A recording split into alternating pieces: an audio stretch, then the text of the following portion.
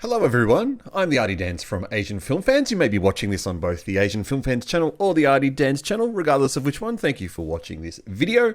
Part of what I really like about doing this YouTube stuff is I get to every now and then watch a really interesting film and then get to spread the word around it. And I think I might have found one for this one.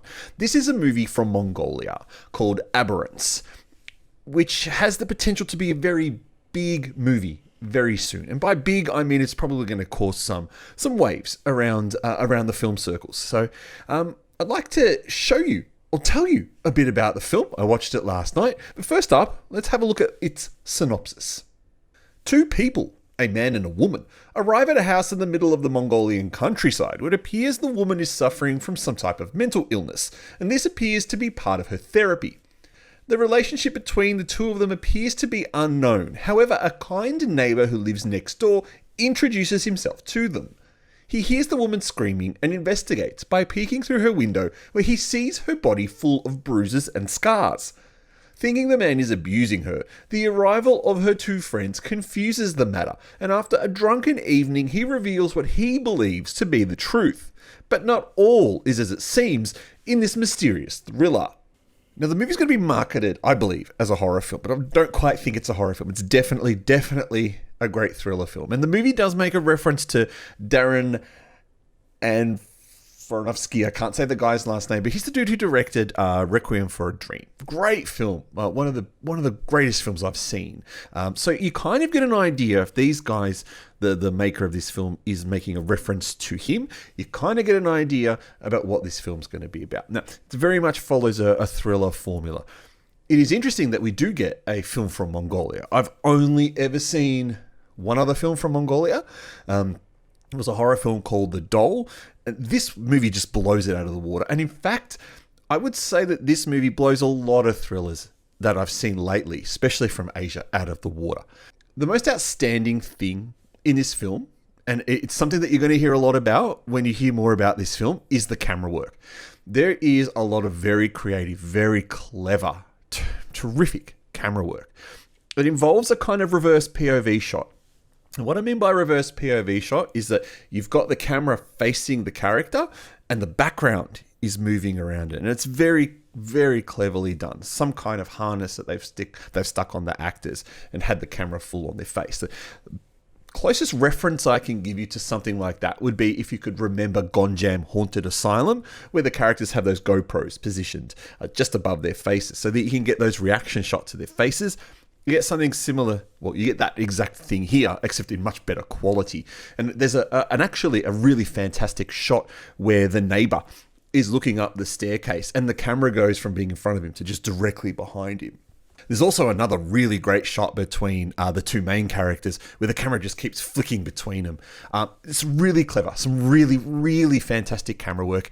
I would probably even go so far as to say the camera work is better than Devil by the Lake or Devil in the Lake, that Korean film that was released last year. There was a shit horror film. It had terrific cinematography in it. So we're looking at this film, and what we've got is only a small amount of characters. We've got the man, the woman, we've got her two friends, a neighbor, and a doctor. Now, everyone goes by their real names. This is a quite a nice little touch here. So when the characters call out Selenge, or I think that's how you say her name, that's the actress's real name.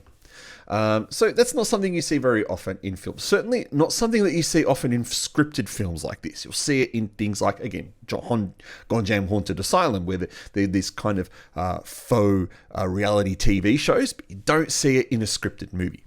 While the movie appears to be great, and it's a great little thriller, and it appears to showcase mental illness, it does have a problem.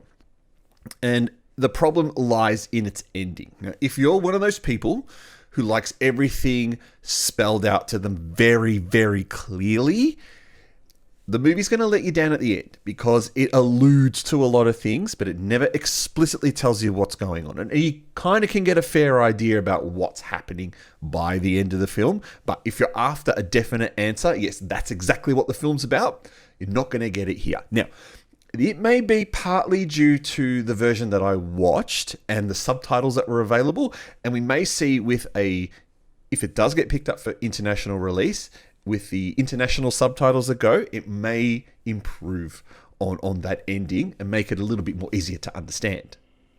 But in regards to a thriller movie, it does a great job.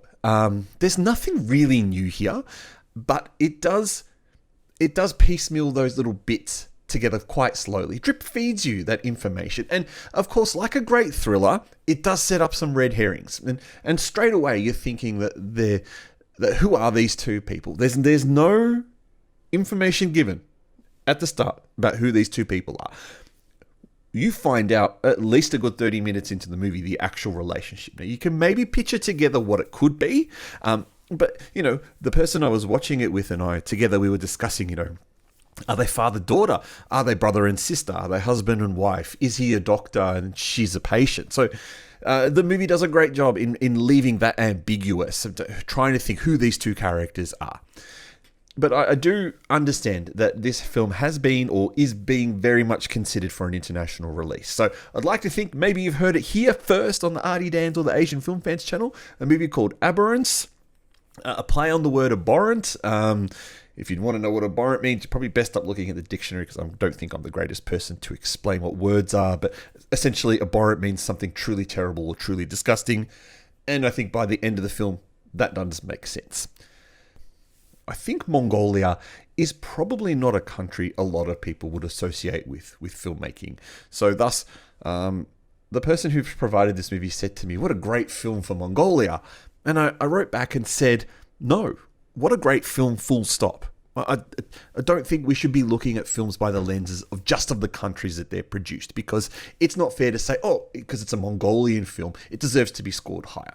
This is actually a decent thriller. It's actually one of the better thrillers you will see.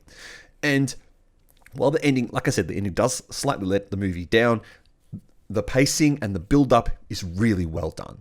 There's a very nice level of professionalism about this movie that will just make you think this is just from any other. This could be a Korean film. This could be a Japanese film, not necessarily from Mongolia. It's a great looking film, and it's a short film, 118 minutes, 78 to 80 minutes long, so it's not going to tax your time too much. If I was to give it a rating, see initially on the movie database, it's given it a 100% score. Wouldn't go that high just because of the ending. But the rating I would give it would be a 3.5, a 4-star film. I think you're going to get a lot out of it. I think you're going to enjoy it. And I think you're going to hear a lot about this film coming up. That is the Mongolian film called Aberrance. Hopefully you heard it first here on the Asian Film Fans and Artie Dans channels. If you've seen it in the future, you've seen it, you've come back to watch this review, I'd love to know what you think of it, so please leave a comment below. If you enjoyed this, please press the like button and consider subscribing for more Asian movie news and reviews and trailers we do as well. Hopefully, we've given you some information about a new film that you might not have known about. I'll catch you in our next video review. Thank you.